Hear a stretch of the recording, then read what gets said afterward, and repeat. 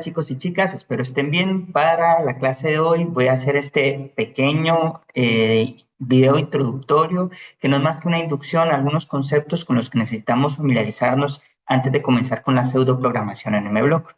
Sin más preámbulo, quiero compartir con ustedes pues, la presentación de hoy. Para entender un poquito sobre lo que es la programación, hay que entender también antes el concepto de algoritmo. Pero vamos a hacer un pequeño repaso. Ya habíamos estudiado que un programa informático son instrucciones que nosotros ejecutamos para que una computadora o un dispositivo realice ciertas tareas, ¿verdad? Y que estas tareas, estas instrucciones que nosotros vamos a realizar a través de la ejecución del programa, se realizan a través de lenguajes de programación.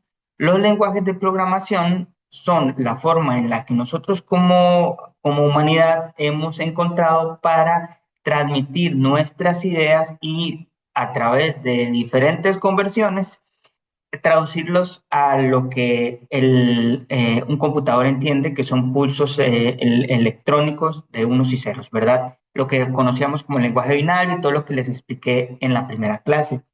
Esto significa que cuando nosotros hablamos de un software o de un programa informático, no es otra cosa más que un montón de líneas de programación, de códigos, que le dicen al software qué hacer en diferentes circunstancias o después de determinada acción. Y ahorita vamos a ver cómo organizamos esas instrucciones, pero así como lo dice Juganaru, pues no es otra cosa más que un conjunto de instrucciones que realizan varias tareas en una computadora. Y que esto, siendo un lenguaje, pues responde a reglas gramaticales. Y estas reglas gramaticales uno las aprende cuando aprende programación. Lo que sucede es que esto implica también entender, cuando uno aprende programación, también necesita entender la matemática que hay detrás de esos algoritmos. Y esto significa que necesitamos también invertir mucho tiempo en otras disciplinas como cálculo. Pero recientemente, bueno, recientemente no, pero ya hace algunos años para atrás, la programación ha encontrado un nicho de aprendizaje muy importante en lo que llamamos pseudoprogramación. La pseudoprogramación no es otra cosa más que aplicaciones que nos permiten entender la lógica de crear un algoritmo sin tener que pasar por el aprendizaje complejo de un lenguaje de programación o incluso también podemos evitar todos los cálculos que hay que hacer para conseguir que esto funcione. Esto a grandes rasgos se resume en lo que vamos a llamar pseudoprogramación y son estrategias que se han utilizado para enseñarle a niños y niñas a través de la pseudoprogramación formas diferentes de aprendizaje. Ahorita vamos a profundizar un poquito más en eso. La programación, como lo vamos a ver en MBlock, puede ser en bloque. Y cuando hablamos de programación en bloque, pues aquí la ilustración es bastante específica en hacernos esta metáfora con los bloques de Lego, pero resulta que la programación en bloque es una programación que también es una tipificación que incluye programación con código, programación normal, no pseudoprogramación. Y está pensada justamente en que nosotros podemos tener, puedo decirle de esta manera, párrafos de líneas de código o grupos de líneas de código que funcionan como bloques porque dentro de ese párrafo de líneas voy a tener diferentes acciones que están correlacionadas entre ellas o que necesito que sucedan al mismo tiempo. Entonces, la programación por bloques es la que inspira toda la pseudoprogramación que vamos a empezar a ver en esta clase. Puede usarse en prototipos y dispositivos diferentes a un ordenador. Eso también lo vamos a ver más adelante en el curso porque vamos a utilizar placas de microcontroladores como Arduino. De hecho, la mayoría de las cosas que nosotros y con las que nosotros interactuamos en nuestra cotidianidad tienen programación detrás. Estoy hablando de cosas que tengan que ver con tecnología. Por ejemplo, si ustedes utilizan un microondas, hay una programación detrás para que el microondas cocine las palomitas en determinado tiempo cuando uno presiona el botón de palomitas. o un temporizador, en fin. Cualquiera de estas funciones responden a algo que vamos a llamar algoritmos y que yo ahorita lo explico con más detenimiento. Justamente vamos a aprender a hacer ese tipo de programaciones para poderlas llevar a dispositivos que vamos a llamar hardware libre, pero de eso les voy a hablar en la clase presencial más adelante. Bien, estas programaciones ejecutan acciones o simulaciones en los prototipos que nosotros creemos, pero es muy importante que lo hagan basados en dos preguntas, y aquí es donde empieza todo en relación a la creación del algoritmo. Lo primero es, ¿qué quiero que haga el prototipo? ¿O qué quiero yo hacer con el prototipo? Por ejemplo, yo podría hacer un prototipo para unas cortinas automatizadas.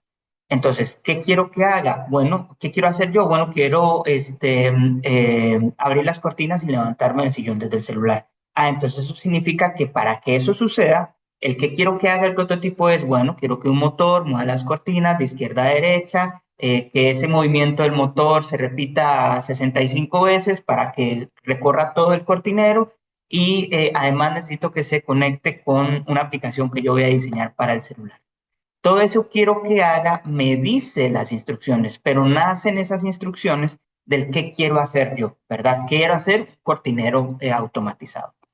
Ahora, ¿por qué enseñarles a ustedes programación en bloque?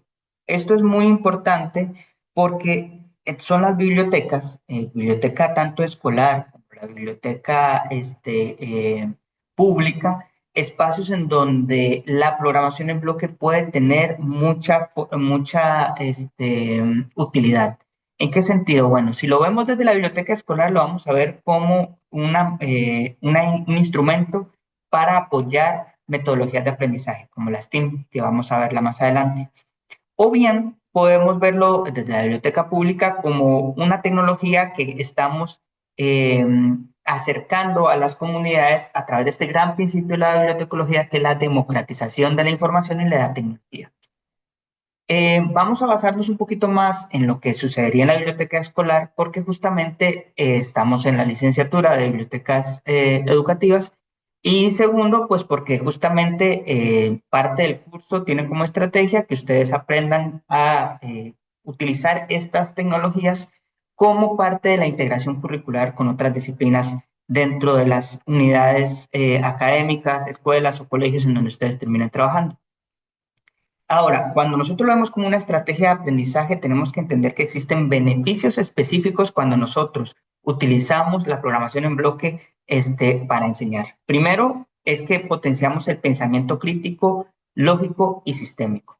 Cuando nosotros estamos frente a un algoritmo que necesitamos que haga cierta tarea, sí o sí tenemos que pensar en el orden de las instrucciones. Tenemos que empezar exactamente cómo vamos a resolver ese gran quiero que estamos intentando crear. Y para esto vamos a tener que probar con el código, buscar una manera de hacerla u otra, ver si falla, intentar otra. Y todo esto va desarrollando el pensamiento crítico, lógico y sistémico, porque esta interacción nos obliga a un procesamiento de la información, incluso reprocesamiento de la información en relación a lo que yo estoy intentando ejecutar y cómo necesito decírselo al ordenador. Por supuesto, también este tipo de proyecto nos va a potenciar la creatividad, porque mucho de esto tiene que ver con resolver problemas. Y ustedes saben que la creatividad se potencia muchísimo cuando nosotros tenemos una situación que tenemos que resolver. La creatividad no es otra cosa más que la combinación de ideas de otras personas o la generación de una idea propia para hacer posible algo nuevo que nos resuelva una situación. Esta creatividad está vinculada con la resolución de problemas, y esta resolución de problemas con el pensamiento crítico, lógico y sistémico, porque justamente lo que intenta resolver un algoritmo. Lo que intenta hacer un algoritmo es resolver un problema específico. Bueno, ¿cómo hago yo para que el motor del cortinero que quiero diseñar dé 65 vueltas? ¿Y por qué sé que son 65 vueltas? Bueno, porque el motor de pronto tiene un diámetro, bueno, tiene un engrane que tiene un diámetro de 2 milímetros y necesito que camine tantos centímetros, y por eso la multiplicación. Todo ese tipo de procesos mentales es lo que tenemos que llevar a cabo y para eso también significa que vamos a potenciar la investigación, porque todas esas preguntas sobre qué material es el que voy a utilizar para que gire y soporte el motor, o o cuántas vueltas debería dar el servomotor para que logre abrirse o cerrarse la cortina, debería tener algún sensor para terminarlo o solamente son repeticiones. Eso implica investigación, implica que yo busque sobre este soporte de los materiales o las formas en las que los voy a imprimir o cómo lo voy a armar, o incluso que investigue si existe alguien más que hizo este proyecto y lo comparte y yo puedo adaptarlo al proyecto que yo quiero. Esto significa también que nos vamos a equivocar. Y aquí esto es una de las cosas más ricas que tiene esta herramienta cuando la utilizamos desde la metodología correcta, porque está basada en lo que llamamos aprendizaje basado en el error. ¿Qué significa? Desde que somos pequeños nos inculcan que lo que debemos hacer es siempre acertar. Acierte en el examen, acierte en la tarea, acierte en el quiz, acierte en la llamada oral. ¿Y qué pasa si no acertamos? Hay una penalización de puntos. Y eso nos ha convertido en personas que le tememos al error en los procesos académicos. Incluso esto también termina sucediendo en otras áreas de nuestra vida. ¿Qué pasa cuando nosotros le quitamos, desestigmatizamos el error y descubrimos que el error es nuestro amigo, que con el error nosotros podemos aprender mucho más porque cuando nos equivocamos entendemos que así no era y podemos tener más posibilidades de hacer cosas porque vamos descartando las que no funcionan? De eso se trata esto. Ustedes se van a equivocar haciendo el algoritmo, se van a equivocar colocando los bloques, se van a equivocar con el Arduino y eso está bien y lo vamos a potenciar porque al final eso es aprendizaje. Y no es cualquier aprendizaje, es aprendizaje significativo, porque incluso esto involucra algo que vamos a profundizar con la metodología STEM, que es básicamente el aprendizaje para la vida.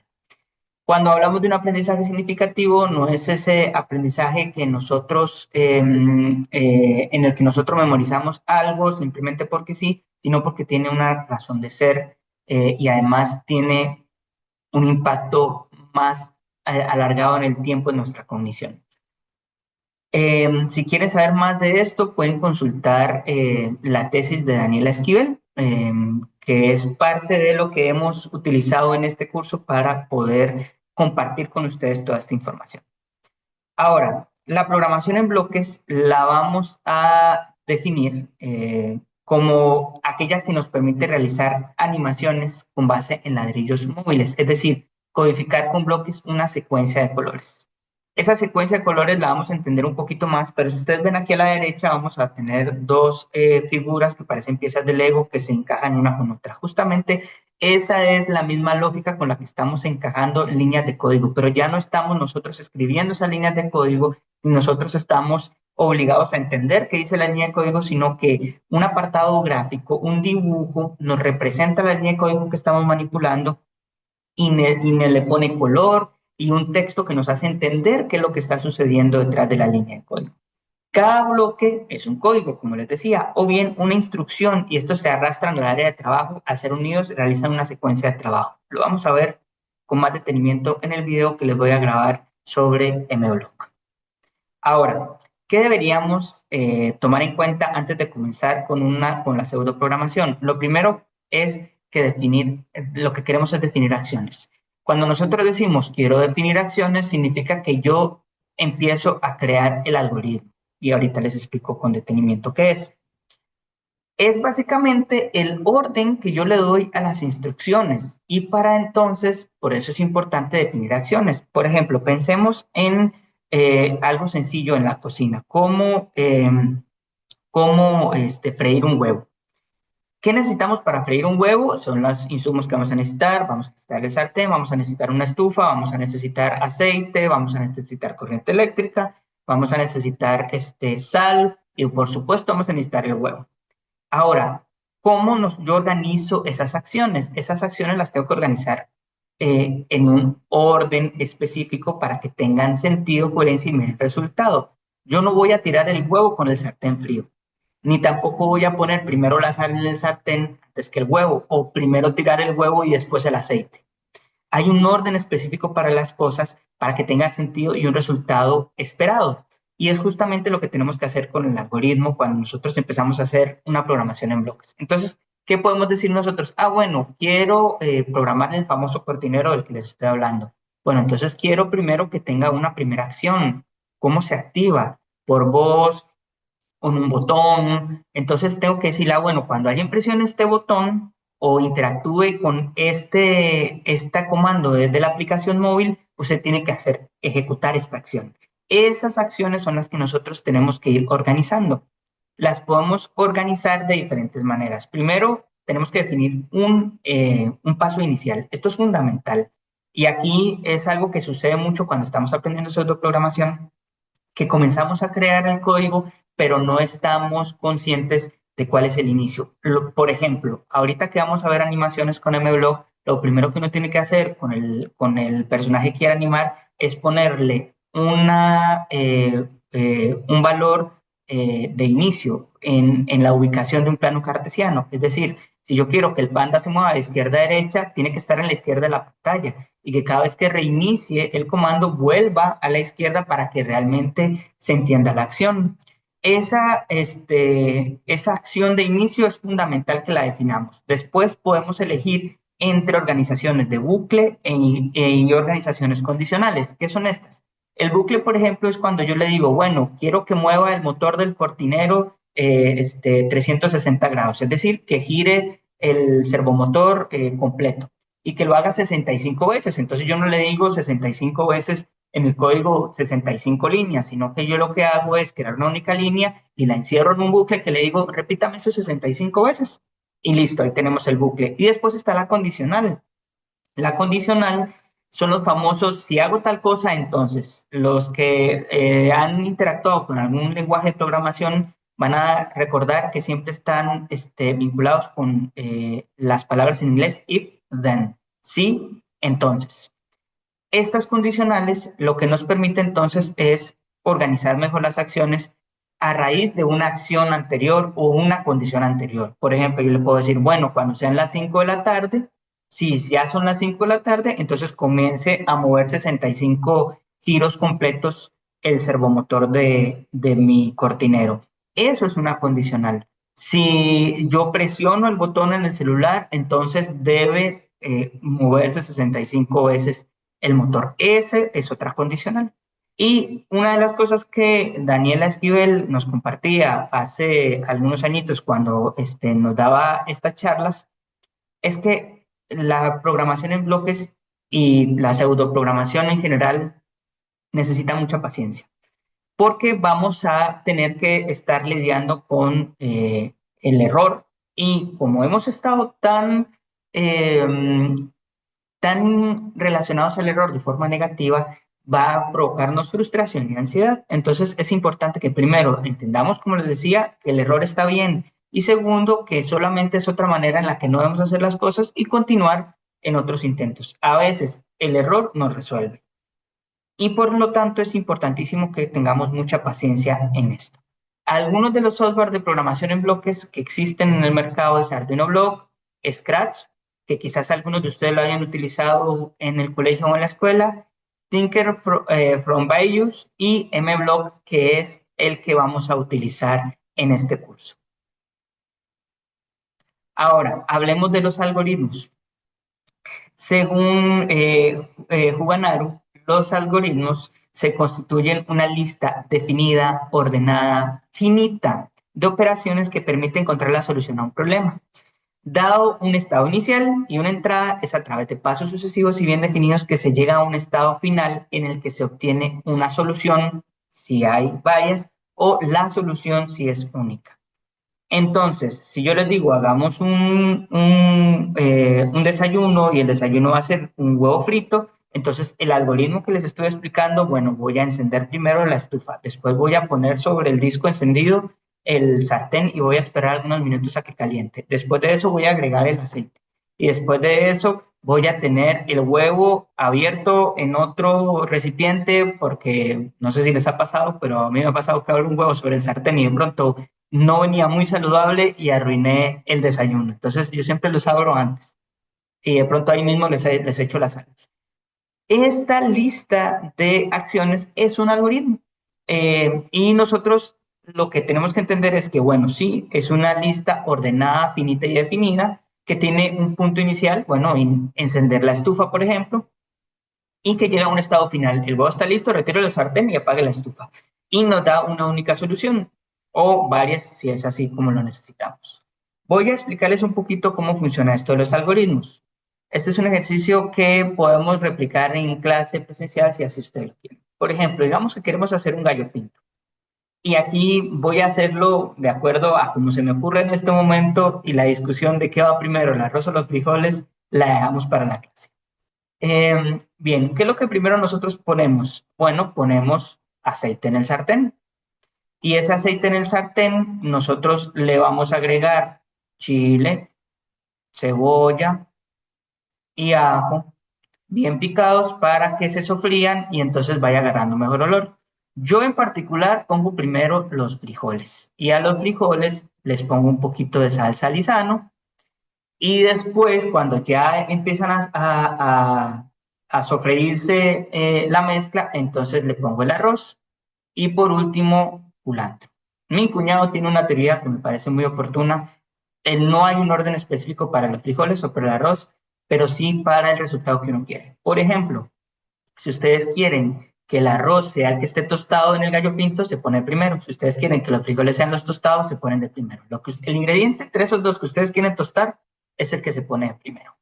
Bueno, ¿y qué pasa si yo a este gallo pinto le quiero agregar unos huevitos revueltos? Bueno, pongo en otro sartén un poquito de mantequilla a derretir. A mí me gusta con mantequilla, sabe más rico. Pongo los huevos y les pongo un poquito de sal y los empiezo a mezclar.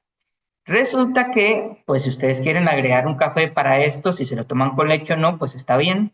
Pero vieran que la leche yo también le agrego un poquito de leche a los huevos para que tengan volumen. Esto es un algoritmo y esta definición de orden de las cosas es lo que nosotros podemos tener para crear un resultado específico. Y como les decía, podemos cambiar el orden del arroz y los frijoles, quizás ustedes utilicen otro orden, y esto es al final el algoritmo. Esto es también cómo funciona la pseudoprogramación y la vamos a ver en el siguiente video.